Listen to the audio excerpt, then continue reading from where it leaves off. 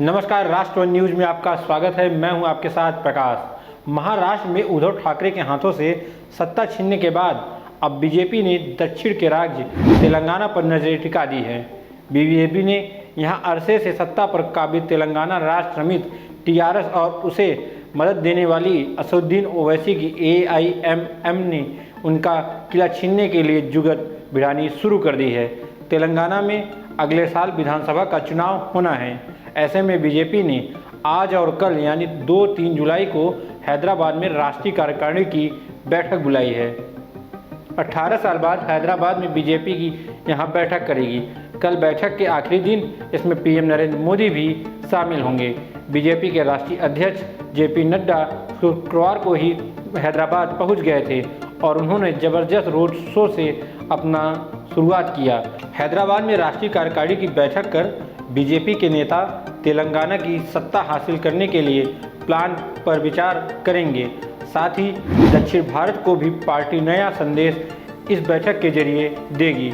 BJP का इरादा है कि वो दक्षिण की जनता को दिखाए कि वहाँ के लिए भी पार्टी सोचती है और उसका दमखम इन राज्यों में भी है। बहरहाल तेलंगाना में के चंद्रशेखर राव यानी केसीआर और ओवैसी को झटका देने के लिए बीजेपी ने पहले से ही रणनीति तैयार की है। पार्टी के बड़े नेता सभी 119 विधानसभा क्षेत्रों में 2 दिन रह चुके हैं। हर विधानसभा क्षेत्रों में बीजेपी ने 7 बड़ी बैठक की है। अब राष्ट्रीय कार्यकारिणी से इतर हैदराबाद में पीएम मोदी की मेगा रैली भी कल होगी। इसमें बीजेपी भीड़ जुटाकर अपनी ताकत को दिखाएगी। वहीं बीजेपी ने हिंदुत्व को तेलंगाना में भी बड़ा मुद्दा बनाने की तैयारी कर रही है। राष्ट्रीय कार्यकारिणी के बैठक स्थल पर बड़ी प्रदर्शनी भी लगाई गई है, जिसमें हैदराबाद में निजाम शासन के दौरान हिंदुओं पर राजकराओं के अत्याचारों को दिखाया गया है।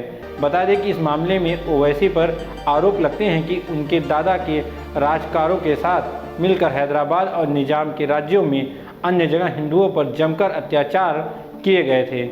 इस तरह इस प्रदर्शनी के जरिए ओवैसी को घेरने की तैयारी में बीजेपी जुट गई है। बता दें कि तेलंगाना में टीआरएस की सरकार है और ओवैसी की पार्टी उसे समर्थन देती है।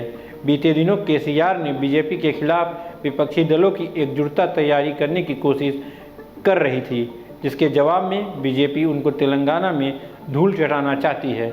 ओवैसी और बीजेपी के बीच 36 का आंकड़ा बहुत पहले से ही देखने को मिल रहा है।